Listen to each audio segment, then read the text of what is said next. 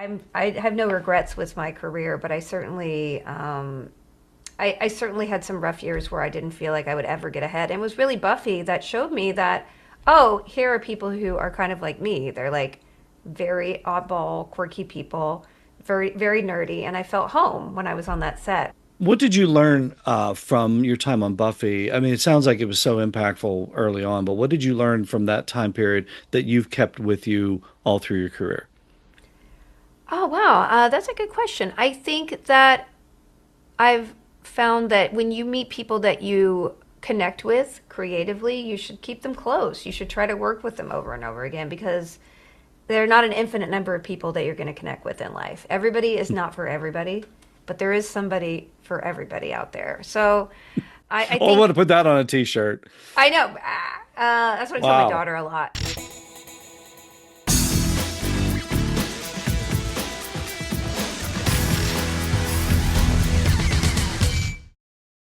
And joining me now is an incredibly talented actor, writer, producer, and author. Her latest project is the graphic novel, The Lost Daughter of Sparta. Time to chat with the one and only Felicia Day. Felicia, welcome to Comic Book Central. Hi, hi.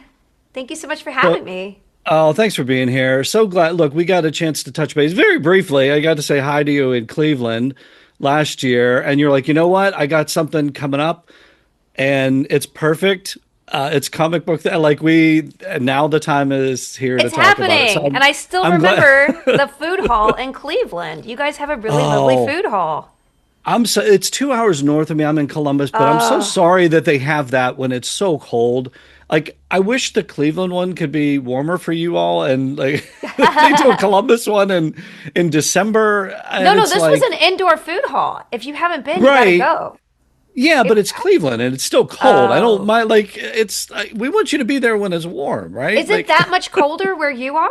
I don't know. it's colder in Cleveland because they have the lake effect, so it gets insane up there. Oh, So I go okay. up there and then I freeze. So like I always apologize to guests. I'm like, I wish this was It's in June. 75 degrees outside. I live in Southern California Oh and I pay a premium for it, but on days like this, I'm like, it's fine. I'll yeah, cook didn't you at just get home. off a cruise? I Did you do a did. cruise recently? Okay, I want to hear about that and I want to talk about the graphic novel. Yeah, But great. what's it like for you? What's it like for Felicia Day on a cruise? And I think it's maybe a nerd cruise and it's a It was a comic booky Comic pop Con. culture. It was a Yeah. Comic Con cruise, and I was the host. It was great. I think Oh, that, I had trepidations about it, like, oh, I'm going to be on this boat trapped for 4 days, and oh no. but the thing about it is, people they know me sort of from what I do, but I'm not like a celebrity that they gawk at. They're kind of like, hey, Felicia, Yeah. what's up? And so this year I was trying not to get sick, so I didn't do as many like D&D games and just like hanging around people as much because I had to go directly to London to do a reading of the Guild musical, which I've been developing for many years. So I was like Yes. determined not to get sick so I could sing well. I was gonna say But you're singing in this, so you've got to protect yeah, the pipes. Okay. I had to protect the pipes, but it was kind of a bummer because I had such a good time last year doing like, one shots and dancing, and it was a great time. I don't know if they're going to do it again next year, but I'm hoping that comes back at some point because it was Yeah. just the boat full of nerds was like the best thing ever. Oh, I was yeah. 100% a fan. Can you like, okay, so when you do these things, and I get you're like moderating Q&As and things too, Hmm, right? Like, are hmm. there, I know you're a geeky gal and you're a nerd like all of us, but you're also a celebrity. Like you're also like you've been around, Yeah, you're hang I've been like you do around. projects. Yeah, I know. You've been in The Rookie with Nathan Fillion and you've been in like everything with Nathan Fillion. Are there still celebrities that you are just like the nerd Felicia comes in and you got like I got to tamp this Oh, down. for I got to be. sure. I mean, I think And who are everybody. they? Oh, I definitely stuck my foot in it with Patrick Stewart. I was like, humana humana kind of thing. I was so Yeah. intimidated. And I mean, there's certainly a handful of people that I'm like watching versus like, hey, what's up? But in Yeah. general, I know what actors do and I respect Yeah. it. But like, we're both actors. I was excited because this year we had Dominic Monaghan and Billy Boyd on, and being such a Oh. huge fan of the Lord of the Rings movies and Tolkien in general, I know Sean Astin quite well. I worked with him several times, and then Oh, no, Elijah. isn't he the president of the Screen Actors Guild, right? I Like, mean, I knew him when, right? he's your president, right? Yeah. Yeah, thank goodness. He's so smart. I can't even tell you. Over COVID, he Yeah. was like getting a business degree for fun. He's just like Oh my God. intellectually an amazing person and And such. Elijah, I think you've worked And with. he's I just, think, well, yeah. I haven't worked with, unfortunately. I always wanted to be on Wilfred, but Oh, I just know him from conventions and stuff. So I met them, but I'd okay. never met the other two. And I was excited because I just showed my daughter, who just turned 9, the Lord of the Rings movies, the extended versions, all of them, and she loved them. Huge Gandalf Oh, fan. Yeah, so just okay. having recently seen like them for 14 hours or whatever, I was like, hi. Your 9-year-old sat through 3-hour epics? Like, She loved it. The only time wow, she all got a little right. bit bored was during some of the battle sequences because, she just would. Okay. But other than She that, she loved it. she prefers character development over the, She's more the character CGI. development, yeah.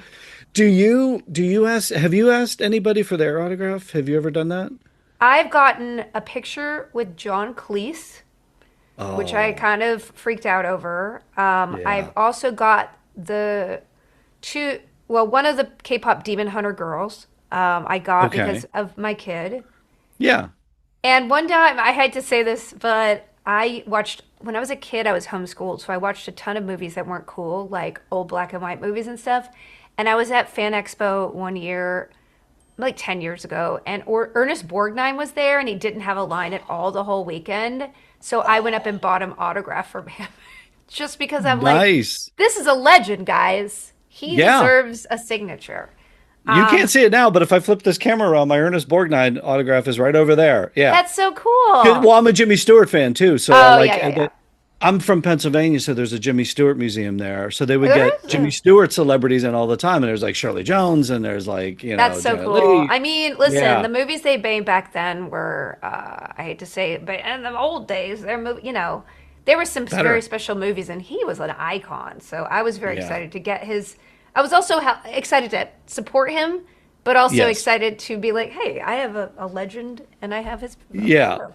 Well, sometimes you're there and it's like, that's Ernest Borgnine. And you want to yell to everybody around, and like, do you Yeah. know what that guy's done? And You it's like, know, I love some that you did people, that. Yeah. yeah, especially modern times, but even, with older stuff, it's like people love what they love, and you don't have to love Yeah. everything. But if you love it, support it. No, and I love the fact that you're talking about being homeschooled and then like you're sneaking in these like really classic films on the side I because you're like know. crazy smart too. So yeah, like I was more did of you a book graduate at nerd. six? Oh, okay. What were you grooving on? Like what books were you reading? Well, What Tolkien, obviously, but Tolkien. Yeah, no, I loved all sorts of Dragon Riders of Pern, and I also read a lot of gumshoe, like 19, Perry Mason books and stuff. I loved mysteries and okay. stuff like that. Philip Um, Marlowe and things like that, and all of did you those, like The yeah. Thin Man and Dashiell Maltese Hammett, Falcon? Yeah, all Dash of Hammett. that. Yep, Mike, what is the Hammer? Mike Hammer. Have you read those? Those yep, are really yep. bad too. They were No, this inappropriate. is yeah. Well, I guess for like a little kid, but I mean, I grew up on a lot of that stuff too, so I love that stuff too. So no, Yeah, it's really you're fun. earning all kinds of crazy cred. So, Oh, I it's got okay. I don't need to do that. I get it. The Lost Daughter of Sparta. I have to say it slowly because it is a little bit of a tongue twister. But great title. What's the story the fans are about to dive into with this one? Yeah, this is my debut graphic novel. I've been working on it since 2020, so it's been quite a journey with this. Was this a And COVID thing? Like, would it it should was a start with COVID COVID? time. Yeah, it was. Okay. I kind of decided I was feeling a lot of freedom not being tied to what Hollywood wanted from me.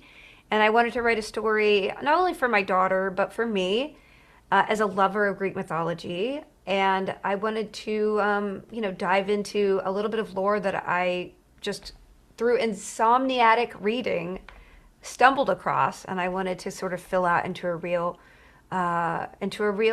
hero's journey. And it's very, it's really something that's close to my heart in just the emotional idea of somebody going into the world not really familiar of it and with it and kind of being confronted with injustice and not understanding who a person is and finding the strength to be yourself. So yeah, that is something, it's something I'm really really proud of, and I'm really excited for people to read it.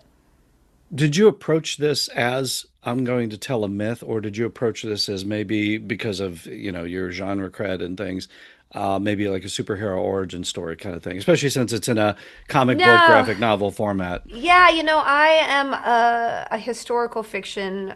I really like reading historical fiction too. I think it's D&D adjacent. It's just like the real history of of the times that we kind of put our lore into. So I'm a super fan. I'm a super fan of mythology.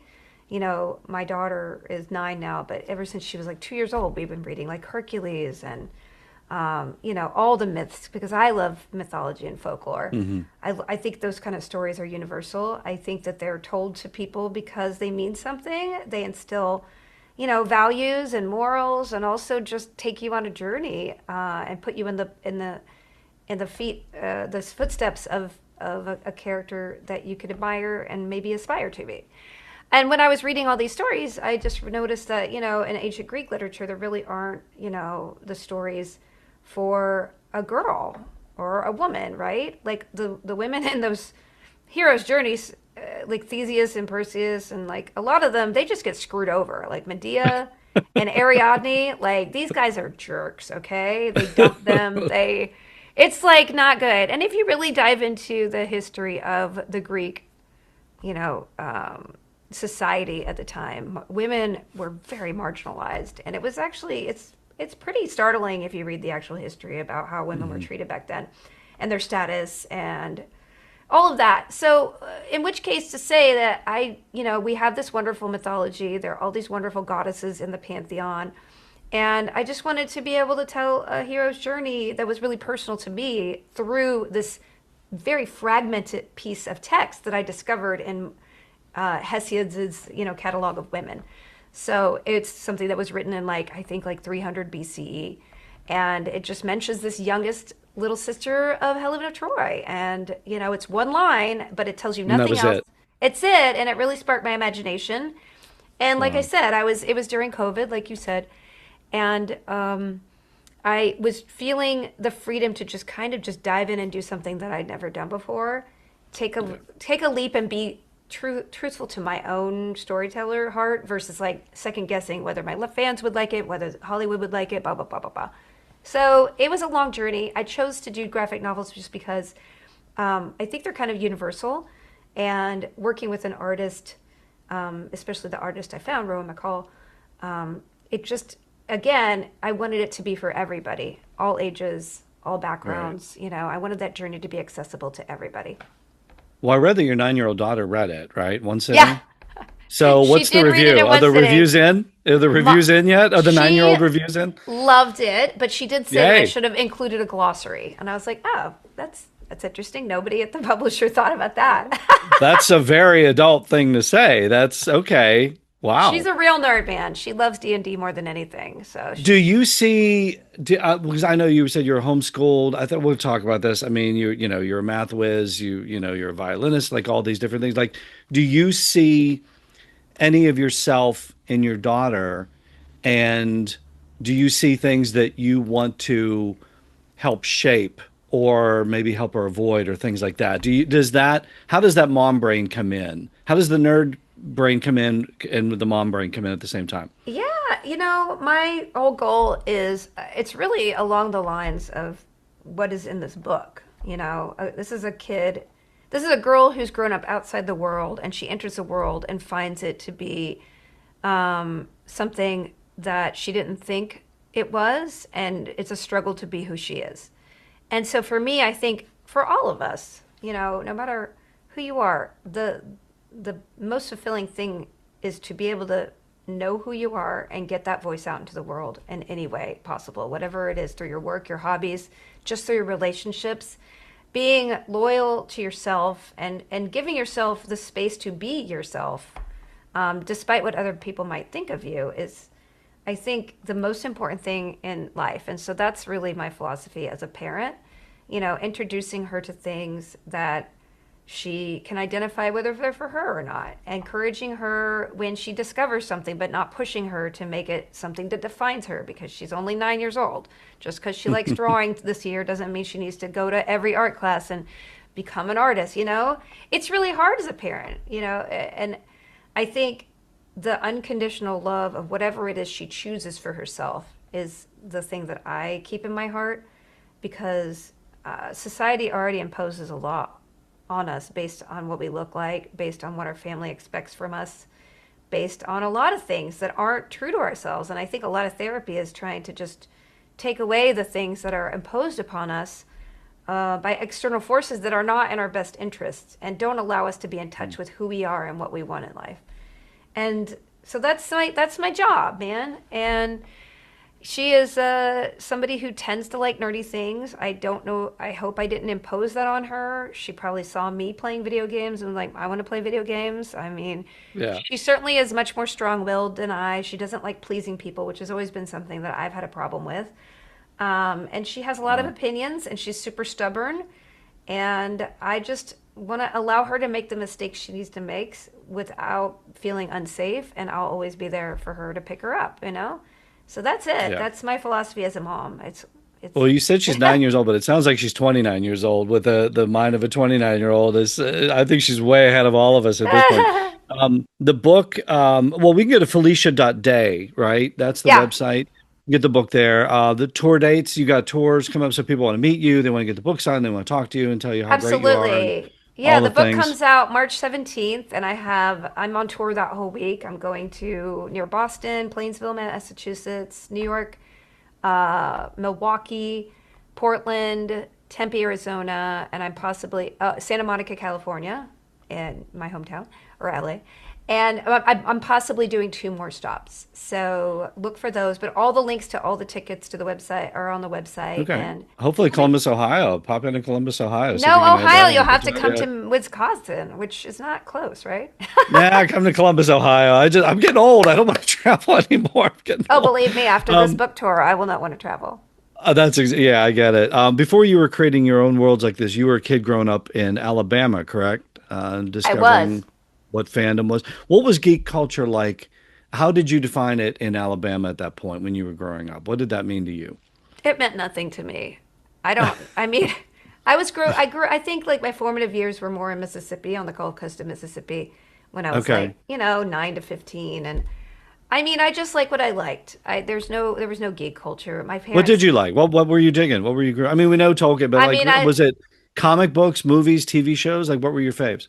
it was books mostly. I wasn't really a big comic person. I Okay. was more so books, and I love TV. I love movies. Obsessed with Star Wars, Star Trek. I loved Next Generation more than life. You're an I incredible love Lost in comedian. We're like Space. sitcoms. Oh, I okay. love Lost in Space is good. sitcoms. Yes, I love Dickens said sitcoms Lost. of all kinds. I could watch a Seinfeld episode for the rest of my life and never watch any other TV. Yeah, so I always watched all these old movies. AMC was my haunt, man. So I know every like Yeah. black and white movie. I'm not so great on the 80s and 90s movies. I was not contemporaneous. Yeah. But acting, Yeah, were you like, that's like way early though, right? Like 7 years old, I read. Like, were you I did. I in did a a little bit of stage theater. production of To Kill a Mockingbird? You were okay. Talk Yeah. about classics. That was a classic. Yeah, and I did a lot of musicals. So, me doing a Guild musical now, we're still workshopping Yeah. it. We did a reading in London and hopefully we'll stage it there. That would be a dream come I true. I want to get into that. You're getting ahead. We're Oh, going to talk about sorry. that. No, no, no, no. That's perfect. You're setting it up. But we're definitely going to talk about the Guild and the musical. But the pipes started around that time though, right? Like you're starting to develop the singing and the like. Is that where the acting? Because I know there you were.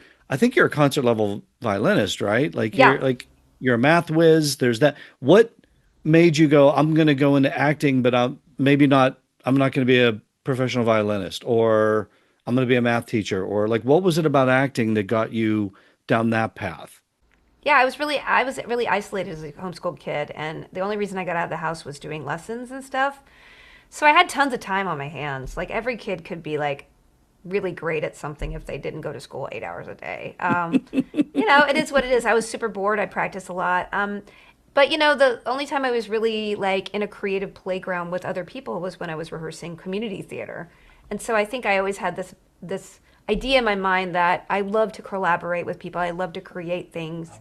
That's Hollywood is clearly my ticket, which I had it is a business. And I definitely had a big wake up call up until this point, in my life that it's a business. And you do get to collaborate a little bit, but it is a very high pressure business. And so I don't know. I just took a leap of faith, and I'm glad I did, because I like not knowing what I'm going to do next year. That's just my personality, though. Yeah. No, when you said that, it triggered something because I saw like a clip that you did, like a throwback to your days on Buffy. And the Yes. one thing you talked about was being on a show or being in a cast that was felt like a community or a family. And you said that. It wasn't necessarily about genre or sci-fi or, horror or anything like that. And that when you said that now, that sort of resonates. Was that when you moved to Hollywood, was that almost right out of the gate or It was pretty right after close? college. Yeah, it was right after college. Wow. And you get Buffy. I was a couple years before I got Buffy. I definitely struggled a Okay. lot, and I didn't feel What were like I those years like? belonged. Could you describe a little bit of what that was? And then They when were you got Buffy? just, there was a lot of like, oh, the things that you do are not necessarily very valuable here. Like your math degree doesn't really get you far. A violin playing does not get you far. Being a little, nobody, you're not a prodigy in Hollywood when people have been acting since they were two. So it was a lot of Yeah. adjusting and a lot of like tailoring myself to be palatable and hireable. And, I wouldn't trade it for the world. I have no regrets with my career, but I certainly had some rough years where I didn't feel like I would ever get ahead. And it was really Buffy that showed me that, oh, here are people who are kind of like me. They're like very oddball, quirky people, very, very nerdy. And I felt home when I was on that set with Joss and the whole cast and just the fandom and everything. So I kind of found Right. my niche being on Buffy. And I'm so grateful to continue to have been on shows that, like you said, feel like a family set. Supernatural was the same way, Magicians was the same way, and they happen to be genre. I did a couple. I've done a bunch of comedies as well. I did like 6 episodes on this very ABC Family sitcom, and like that was kind of a fun family too. But like for me, I'm gonna read a genre book. That being in a world Yeah. where anything can happen is very exciting for me, and that's why I just gravitate toward that kind of material. What did you learn from your time on Buffy? I mean, it sounds like it was so impactful early on, but what did you learn from that time period that you've kept with you all through your career? Oh, wow. That's a good question. I think that I've found that when you meet people that you connect with creatively, you should keep them close. You should try to work with them over and over again because they're not an infinite number of people that you're going to connect with in life. Everybody is not for everybody, but there is somebody for everybody out there. So I Oh, I want to think put that on a t-shirt. I know. That's what I tell my Wow. daughter a lot because, she had a hard time struggling to find friends for a while. Wow. But all you need is one person to really recognize you and see you, and one environment to fit in, and you have a home, right? And so I think that's what Buffy gave me, and the sense that you're just because other people don't get you and your creativity, like Hollywood still has never gotten what I really want. It doesn't match up the sensibilities, and that's okay. But that does not mean that what you want to make and what you care about is not valid and shouldn't be made in one way or another. And that's why I'm always making something. I had a podcast movie come out because I couldn't make the movie version, so I had I recorded the podcast came out last year, and I have the graphic novel, which I don't think it's going to be optioned, but it's a story that I love, and I'm so proud of it and so grateful for it. The Guild is my baby. I kept the IP. Now I'm like rebooting it for a movie and doing the play and all of this stuff. So I think we quickly lose faith in our own creativity if other people don't respond positively. And the most important thing is to know yourself well enough that you know that something has to be out there in some form, because even if one person is the only person who likes it, it's worth doing it. That's good news, especially for podcasters everywhere. I think that's Exactly. always one of the things I've always admired about your career, and you just tapped into it right there, is the fact that you didn't just wait for roles. I mean, you got roles obviously with Buffy, and I think you were doing commercial work and things were coming along to pay the bills, but you felt a need to create stuff. What even on your website, I think you say what, stay weird, make stuff. That's That's like right. the mantra. Again, another T-shirt. Is it a T-shirt on their website? You should I make a do not T-shirt have like any that. t-shirts on my You website. need That's a lot merch. of work. Okay. No merch on my Uh, website yet, but maybe I should Put get one, somebody to work. guys. Put your daughter to work. She's 9. She should be earning a living by now. Listen, I would Um, love to give her a job. I think she should run your merch and your social media. All right, I'll Well, do it. so I'm guessing that I got to create my own stuff. It seems like maybe that was born more out of frustration than necessarily creative ambition, or maybe just a combo platter of the both. But was it just like stuff like I want to do, but it's Yeah, not it was landing. So here we frustration. go. Yeah. I mean, to do stuff on your own, you have to have a lot of discipline. People are asking me all the time, "How do I get through something?" And I'm like, "Well, you have to have a good reason for doing it, right? How do you lose weight? How do you lose weight or get healthy, in shape? How do you do anything in this world? Well, you either are forced to do it or you need to do it somehow internally. And being kind of homeschooled and kind of having to steer my own career, I'm very good at just being like, okay, I'm going to make this, even if somebody else isn't making me do it. But it is hard, and Hmm. so I think it's really important just to, again, the first step is knowing yourself. Like, are you doing things for the right reason? Are you doing them to get famous or get a bunch of hits? Or are you really doing something that you feel like is fulfilling to you? Because that's the key. That's the first step. And if you don't know yourself well enough to know what's fulfilling to you, well, then you got to go do that work. Why is this fulfilling to you? How are these projects that you're creating, the graphic novel, the Guild? How are those fulfilling to you? You mentioned that they're personal. Are you just putting so much of yourself into them? Is that what it is? Oh yeah, I mean, I put my whole heart into everything. I never do anything just flippantly. And there's something I don't. I feel like over the years I've gotten to know myself and know that just because somebody doesn't like my idea, one person doesn't like my idea, doesn't mean that other people won't like my idea. And I'm so Hmm. grateful to the fans who I've known for almost 20 years now. um, they're out there supporting my work, and that allows me to do something new. And that kind of gives me the sense that what I'm doing is important to me, but it's also important to other people. And when we join those two things together, well, that's how do you stop, right? Exactly.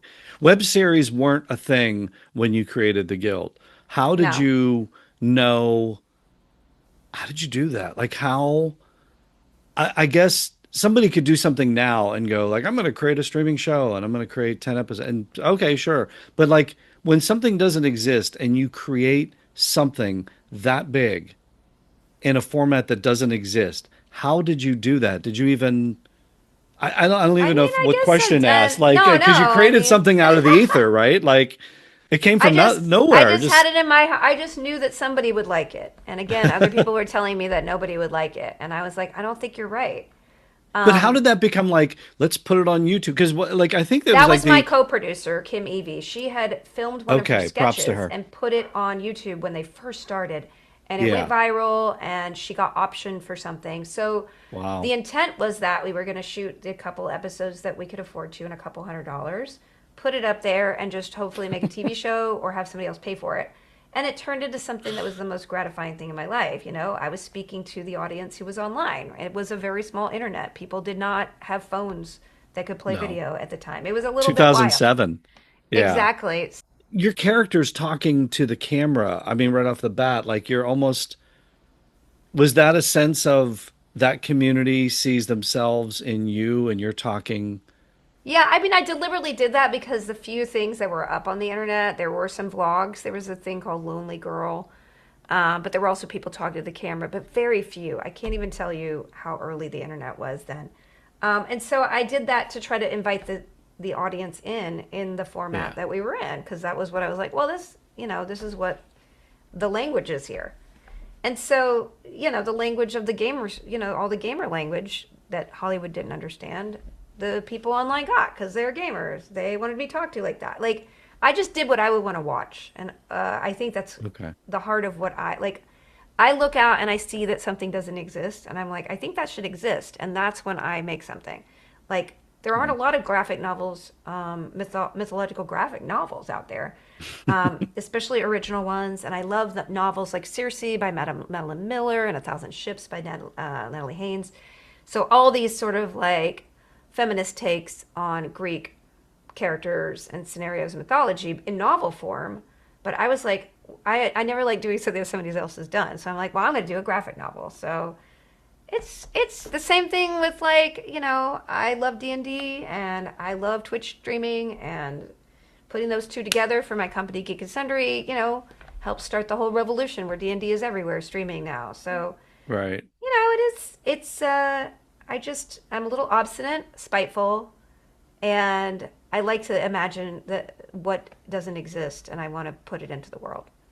But you're also a violinist, and Sid's a violinist, I and was. you're I have not you're a played in a gamer. while. Yes, I am. Once I'm a definitely gaming. oh, it's not once a violinist, always a violinist. It doesn't work like that. I I know. could My wife certainly plays pick it up violin. again. I could pick it I up get again, it. but I don't have any good reasons to. So I I get got. it. There's a violin in this house right Oh, behind. that's Yeah, I so know. great. But she's a violinist. You're a violinist. She's a gamer. You're a gamer. She's a brainiac. You're a brainiac. Like, how much of Sid is Felicia? It's funny you asked that because I just have been recently writing the reunion movie, which is, some time has Coming up on 20 passed. years. And 20 then years. also I was playing Sid from in the musical, which is kind of based loosely around the first, second season. So like kind of thinking about this character and where she's gone and what she's been through. It's been a really interesting journey. I will say that I was Sid Sherman back then, but everything that has happened in my life, successes, setbacks, everything has made me a much stronger person now than Sid was back in season one. Where she'll be in the reunion movie, I'm not going to tell you.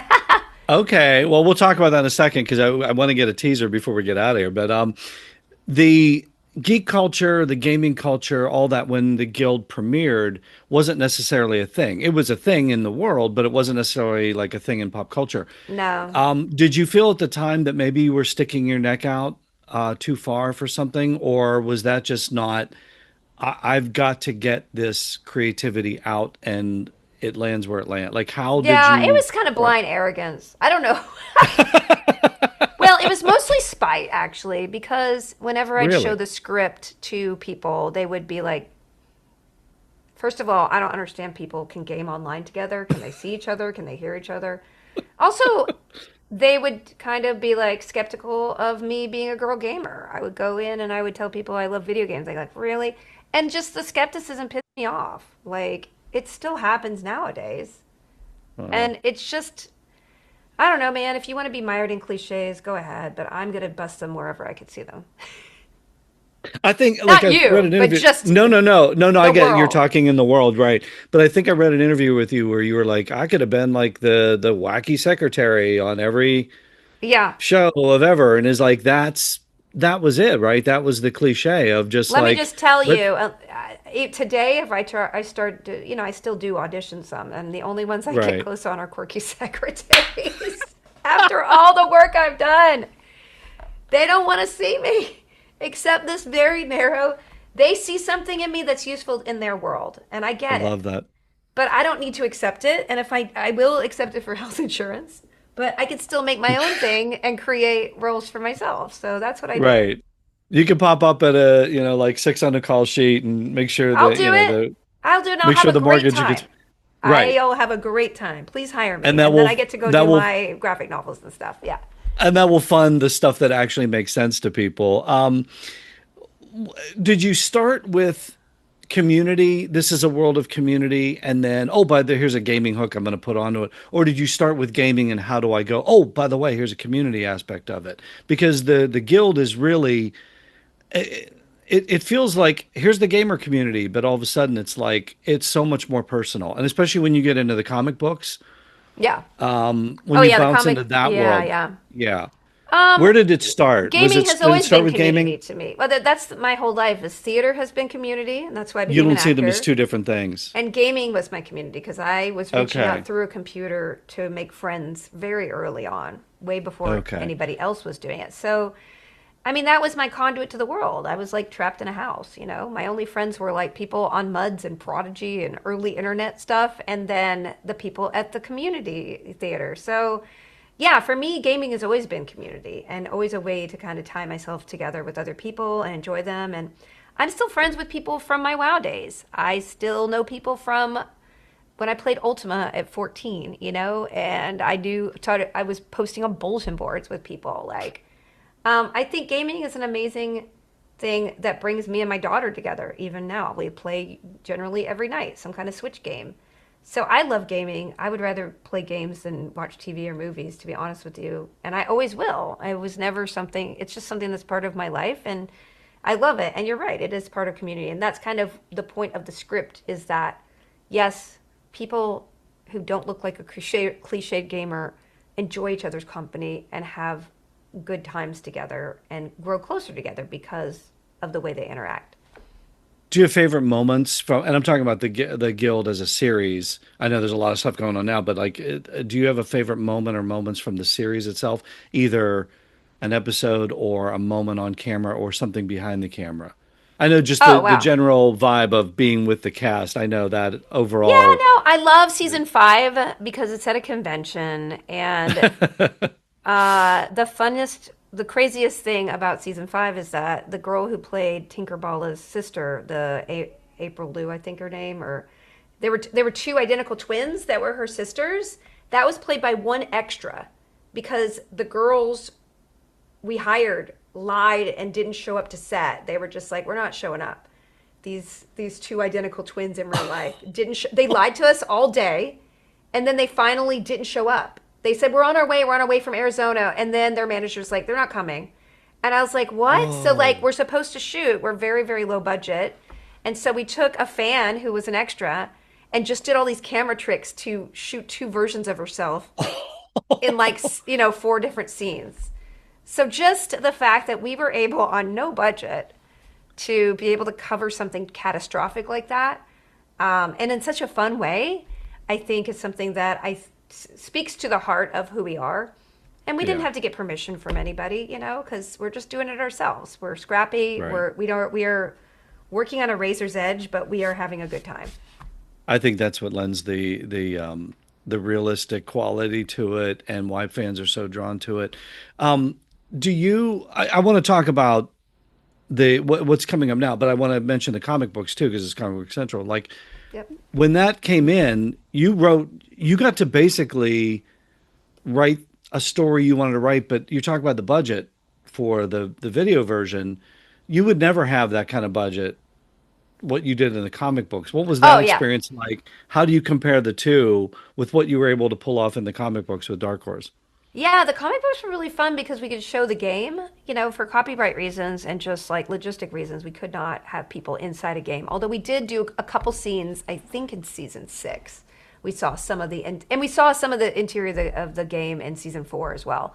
But, it was always very limited and we used it very judiciously because again, it's very expensive to do any kind of CGI. We didn't have the budget. Everybody was doing favors. And so with the comic, I was able to tell, it was basically a prequel story. Yeah. And the first 3 issues are about my character, Codex, and how she got into the game and met the guild. And then the next 5 are each featuring the other characters. There is a sort of collector's edition library that is a I was big gonna say it's called the hardback. library edition or It's a something. big Yeah. hardback, yeah. And Three I wrote a hundred, bunch. 320 pages or something. It's I was very reading it. big. I'm I was reading hoping it today. to get a paperback version of that done at some point because it's unwieldy. When I see somebody bring it to a con to sign, I'm like, I'm very sorry about this. But They're it's okay. great. They're dragging luggage behind them. You know that. Yeah, that's right. But still, yeah, it is good, and I was able to explore the characters in a way that I wouldn't have done on Yeah. screen, and yeah, like it was low budget movies every single year that we made the show, but it was again nobody told me to rewrite something because of some random reason. We were really just Yeah. making stuff that we knew the fans would like. All right. We've danced around it a little bit. 20th anniversary coming up. I mean, uh, is the Kickstarter started as No, we as haven't we even. speak? But when this airs, it might be. Maybe the Kickstarter itself will not run until the summer, but we will have Okay. a So that's sign up coming up. page. We will have a sign up page for the Okay. Guild reunion movie in April. So It's it'll go up. written. The The script is written. the script is written. We had a read through. Everybody was so funny. We filmed, Right. a video to launch the kit, to have signups. The more people who sign up, the better before the Kickstarter actually launches. So that's what we're going to be doing. I need to rewrite the Everybody's script a little bit. back. Everybody's Everybody's back. back. Yeah, You got the everybody main back. cast. A bigger budget. We look at depending It on will what the definitely have Kickstarter. to be a bigger budget. Again, we Okay. shot like the last season was like 12, 13 years ago. And Okay. movies are much, much more expensive. Sure. There are various reasons for this particular story that we're going to have more budget. And we will make it a remote. And I feel like we're going to make it because I think once people find out the twist on the season, they're going to be like, whoa. But we'll see. I'm not going to tell you Can anything else. No, but you got to tell me something like a teaser. Like you got to No. give us some tease, like something. I mean, not the twist. No. Obviously, we don't want to do that, but I mean, it's the Guild is there reunion movie. anything you can hint at? No. No. Come on, I wanted to break some news here and go Nope. viral with it. So sorry, Um, Joe. but how does that landscape look to you now? Because when we're starting, it's like web series don't exist, and then you created this, and then it's like streaming. Like what does the platform look like to you now? How does I mean, this it'll be a movie. land? It'll be a movie, and this, and it On will. YouTube? Is it Netflix? Is it a streaming service? Like, what does that look Well, like to Felicia it'll Day now? go, whoever, it's going to go straight to fans. And then if it goes other places, that's just like gravy. But for me, Okay. it's fan supported. The season 2 of The Guild started to be made because I put a PayPal button up on the website that I made for at watchtheguild.com. And I just put a PayPal button up there. This is before Kickstarter existed. So Right. I crowdfunded a video. I think it was somebody told me they cannot find another video that was actually crowdfunded before. You We created web crowdfunded. videos, you created Kickstarter, you created the what Streaming didn't you D&D. create? I What mean, didn't you create? it's just a But lot isn't of that things. I'm lazy now. All I want to do is get my family back together again, do a movie, and then just write books for the rest of my life. I So we'll get what there. what advice would you give to creators right now? Because you talk about, be weird, make stuff, and like what would you give to advice to give to creators right now who are thinking of I I have this story and nobody wants to pick it up. Like how do you I would tell what would you tell them? them, look at if you could tell a story on TikTok, figure it out. If you need to make a feature, there are iPhone ways to make a feature with an iPhone. Like, if I were going to make a movie right now, I'd make sure that I could use all the sets in my house, like the Guild did back in the day. I'm not going to be able to do that now. I have a child. I have a dog. I cannot shoot in my house again. I can't pay people. I can't pay people $100 a day anymore. Like that's not right for me to do that, right? But at the It's not time, responsible. well, it's just kind of skeevy, right? I mean, but at the same Right. time, if I was like when I was first doing the Guild, the technology is so much more accessible now. You could make you can make so many wonderful things, and if you have a story that's really personal and you need it to be out in the world, do it. The best way to learn how to do filmmaking is not to go to school. I'm sorry, it's on the job training. So get on sets that you can get on, learn how things are done, and then take that knowledge and try to replicate it on whatever budget you can have. And again, good sound and an iPhone could get you really, really far. The musical, the Guild of Musical, you mentioned going to London. So West End, you actually did this is an actual performance of We it. had a reading of, we got into a very cool musical festival for new musicals, and we had a reading of it, an hour version reading, where we were kind of reading scripts and things like that. And that's kind of Okay. like the first step in our journey to hopefully, yes, have it, maybe not on West End, that takes years, but like off West End would be fantastic. So at Edinburgh Fringe Okay. Festival or something like that. That's my dream. I've always wanted to perform there.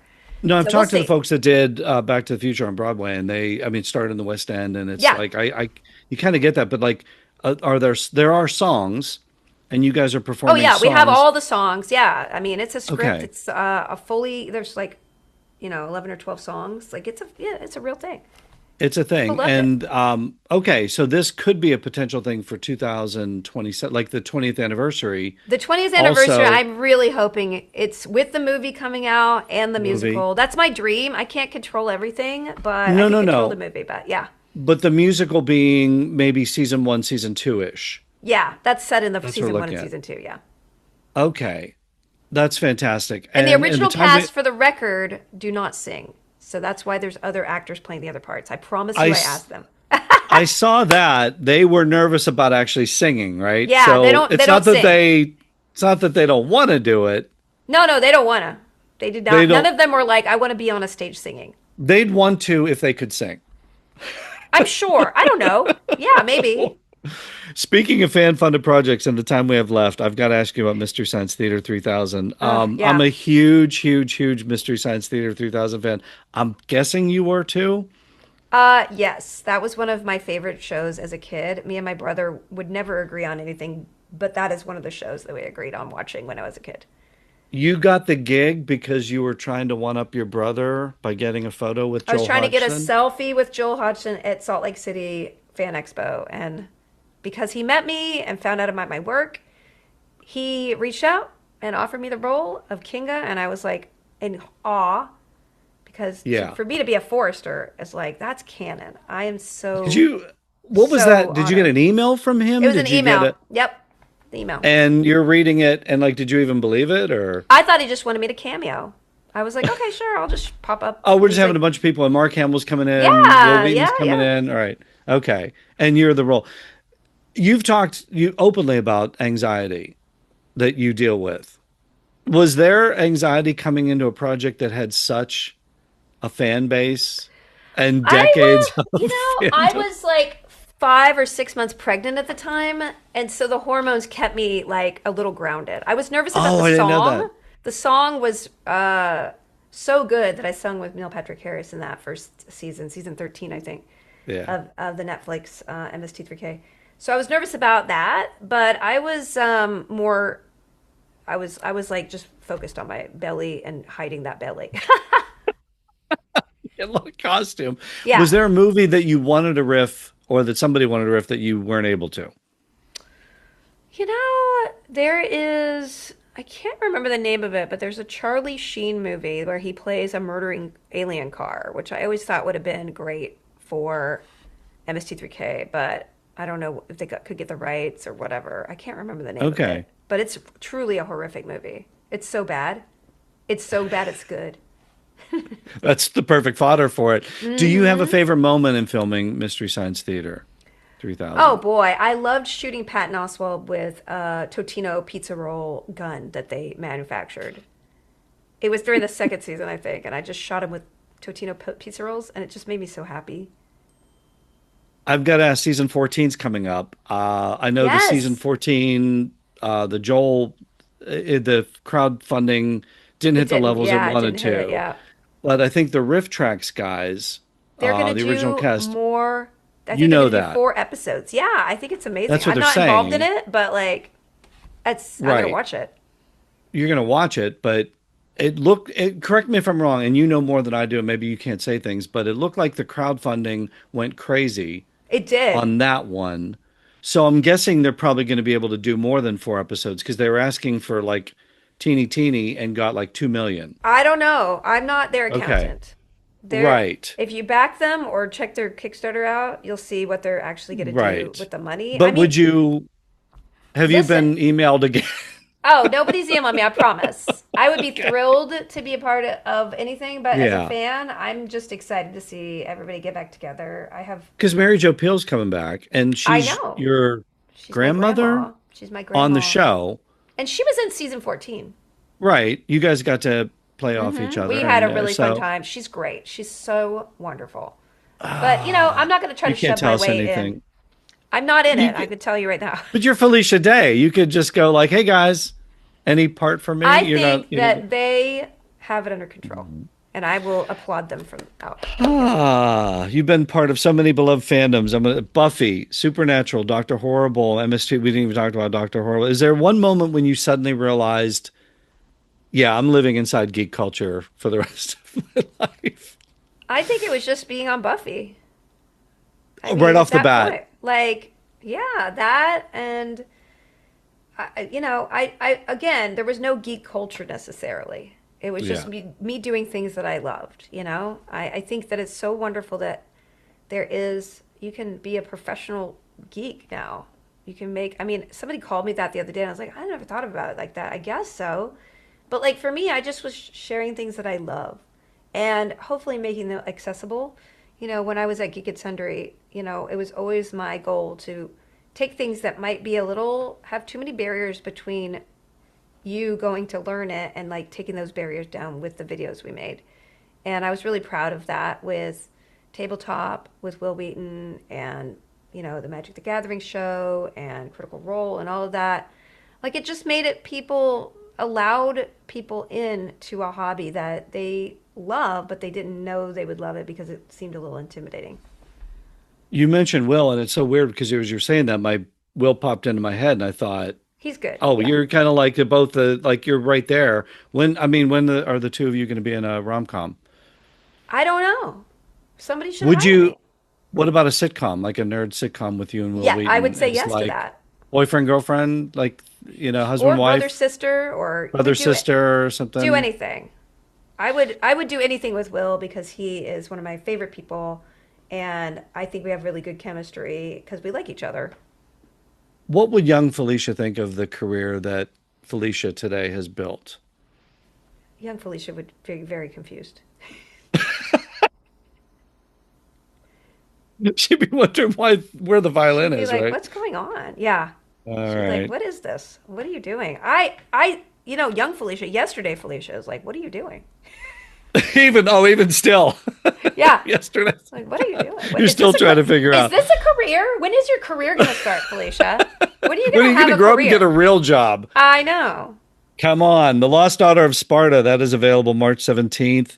The website is felicia.day. Links to all of your socials, right? They're on there. Yeah, they're all there. You could buy the graphic novel on there. You've got the Hmm. book tour dates are on there, and anything Yep. else coming up. What else do we want to mention? The musical probably next year, the Maybe movie there's next year. no information in the musical.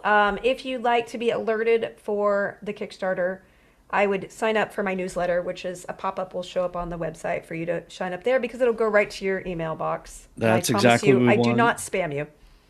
We want, but spam us. We don't care. We love everything about Felicia today. Thank Felicia, you. thank you so much for joining me today on Thanks Comic a Book Central. lot. I appreciate you.